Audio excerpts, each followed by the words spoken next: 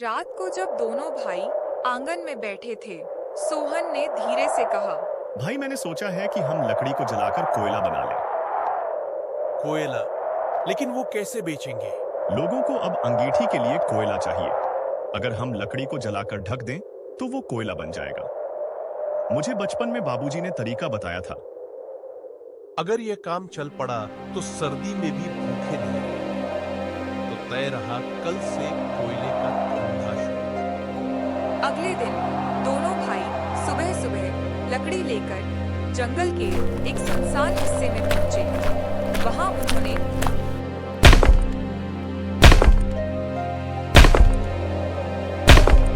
गड्ढा खोदा, उसमें लकड़ी रखी और ऊपर से मिट्टी से ढक दिया। धीरे धीरे लकड़ी जलने लगी। सोहन, ध्यान रखना कि धुआं ज्यादा ना निकले, वरना सारा कोयला राख हो जाएगा। भाई मैं बच्चा नहीं हूं।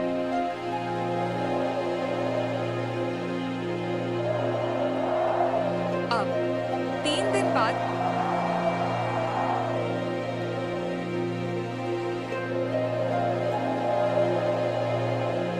जब उन्होंने गड्ढा खोला तो भीतर काले चमकदार कोयले की परत थी। देखो भाई, हमारा कोयला तैयार है। वाह रे सोहन, तेरा दिमाग तो बड़ा तेज निकला। दोनों ने कोयला बोरे में भरा और बाजार पहुंच गए।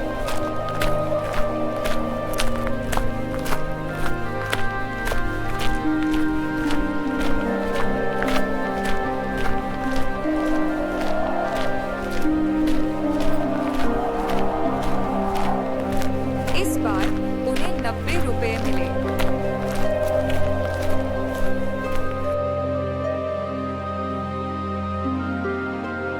भाई अब तो कंबल और दाल दोनों आ जाएंगे और कल से 2 गड्ढे बनाएंगे।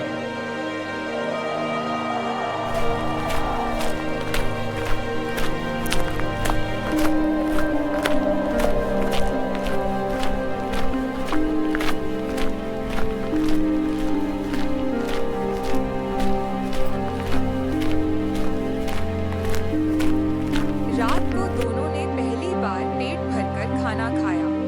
रोटी, दाल और थोड़ा गुड़। घर में सन्नाटा था, लेकिन उनके दिलों में उम्मीद की गूंज थी। भाई देखा, मेहनत कभी धोखा नहीं देती। हारे, अगर इंसान सच्चे दिल से कुछ करे तो भगवान रास्ता दिखाई देता है। आसमान में तारे झिलमिला रहे थे और उनके छोटे से घर के भीतर पहली बार रोशनी सी लग रही थी। लेकिन किस्मत कब चैन लेने देती है।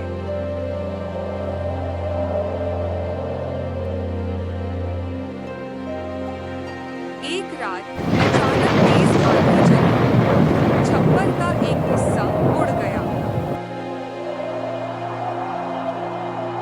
ठंडी हवा भीतर घुस आई।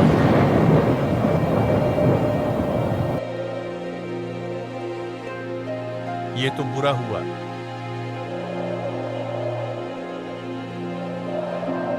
दोनों ने किसी तरह पुराने बोरे और लकड़ी के तख्ते से छेद ढका, लेकिन हवा इतनी तेज थी कि ठंड सीधा शरीर में उतर गई। भाई लगता है अब बुखार चढ़ जाएगा। नहीं रे, तू मजबूत है, सुबह तक संभल जाएगा।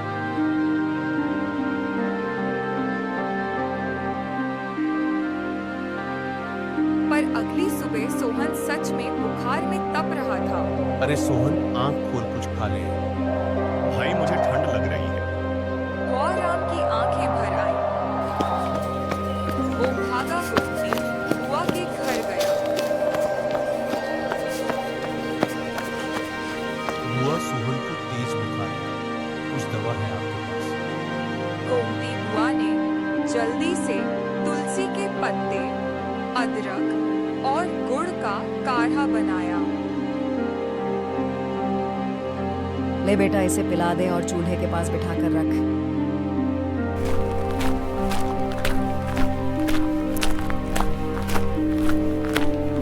गौराम वापस आया और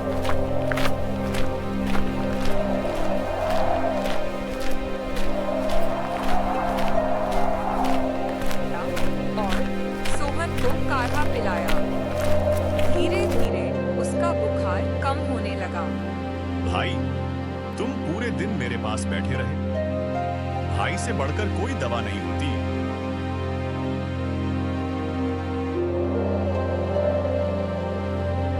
कुछ दिन बाद सोहन ठीक हो गया। दोनों ने फिर जंगल जाना शुरू किया।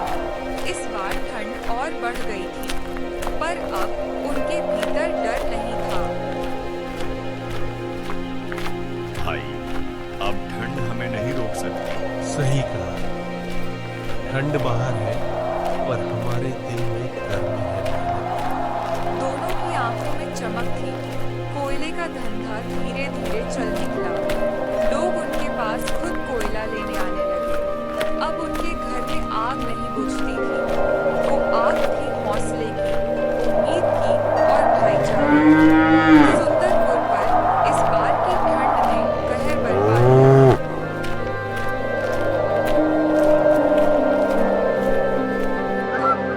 सूरज कई कई दिन बाद भी बादलों की मोटी परत के पीछे छुपा रहता।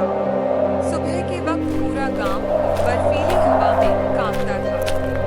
नदी पर पतली परत जम गई थी और पेड़ों की टहनियां ठंडी ओस से भीगी रहती। गांव के चौपाल पर अब कोई नहीं दिखता था। लोग अपने अपने घरों में दुबके रहते। बाहर सिर्फ हवा की सनसनाहट और कभी-कभी कुत्तों के भौंकने की आवाज आती।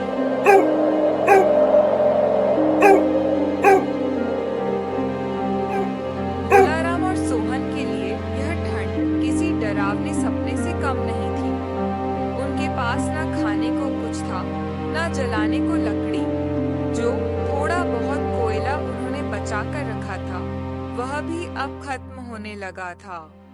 भोलाराम ने मिट्टी का चूल्हा देखा। उसमें सिर्फ राख।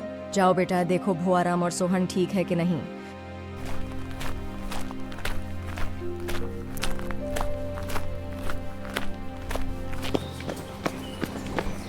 लड़का भागता हुआ पहुंचा और बोला,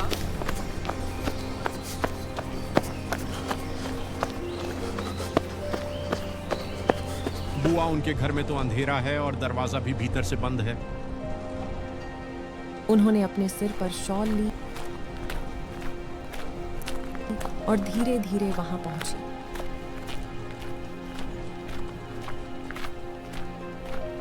दरवाजे पर दस्तक दी। भुआराम बेटा, दरवाजा खोलो। बुआ, वो हम ठीक हैं। बची थी। बुआ ने दरवाजा खोला तो देखा दोनों भाई कांप रहे थे और आग बुझ चुकी थी। अरे भगवान, ये क्या हाल बना लिया तुमने। लो बेटा, इससे थोड़ी देर गर्मी मिलेगी।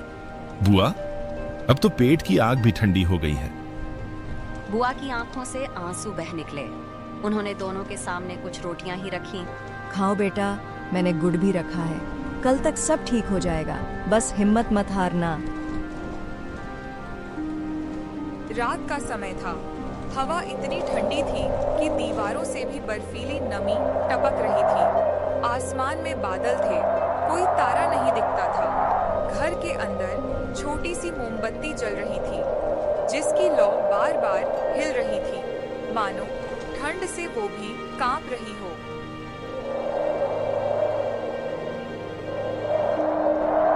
भाई, अगर कल भी धूप नहीं निकली तो शायद हम वो वाक्य पूरा नहीं कर पाएंगे।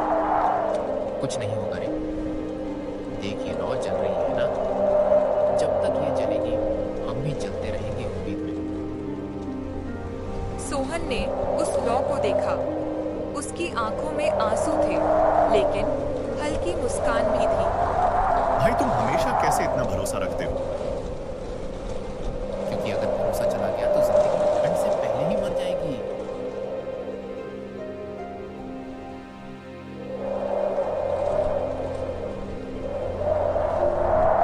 भुआराम बोरा और कुल्हाड़ी लेकर घर से निकला। ठंडी हवा उसकी हड्डियों में उतर रही थी। रास्ते में कोई नहीं था, सिर्फ धुंध और सन्नाटा। हर कदम पर पैर जमीन से चिपक रहे थे।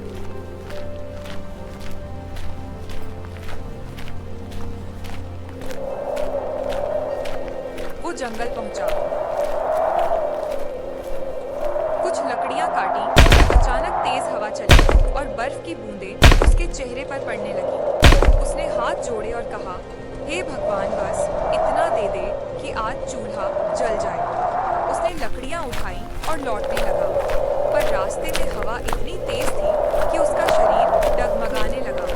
उसके होंठ नीले पड़ गए, हाथ सुन्न, वो बर्फ से ढकी जमीन पर गिर पड़ा। सोहन, मैं आ रहा हूँ रे भाई। बस इतना कहकर उसकी आंखें बंद हो गईं। शाम होने लगी थी।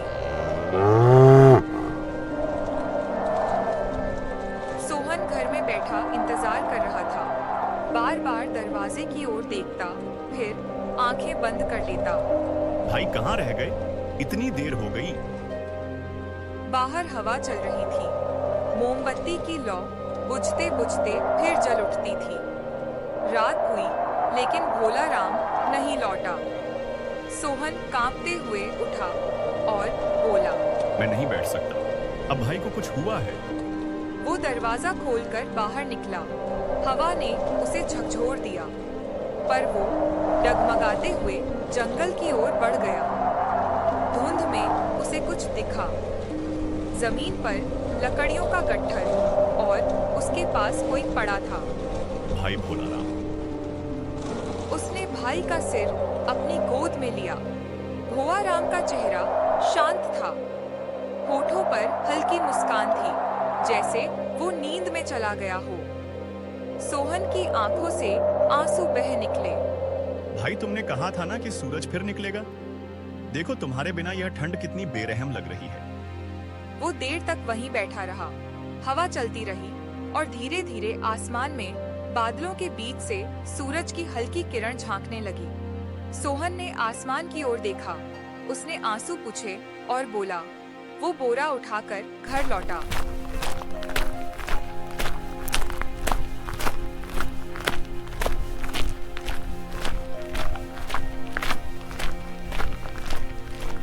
लकड़ियां उसने चूल्हे में रखी, आग जलाई, लपटें उठी और कमरे में पहली बार गर्मी फैली। सोहन ने धीरे से कहा, ये आग अब तेरे नाम की है भैया। अगले दिन गोमती बुआ जब आई तो देखा घर के अंदर आग जल रही थी। दीवारों पर गर्माहट थी, पर कोने में भोला राम की तस्वीर रखी थी, जिस पर सोहन ने फूल चढ़ाए थे। बुआ की आंखों में आंसू थे। उन्होंने धीरे से कहा, भगवान ऐसे भाई हर घर में दे दे। भाई गया नहीं है बुआ, वो इस आग में, इस रोशनी में और मेरे हर सांस में जिंदा है। बाहर सूरज पूरा निकल चुका था। ठंडी हवा अब कुछ नरम थी और सुंदरपुर की मिट्टी में भोला राम की मेहनत और प्यार की खुशबू बस गई थी।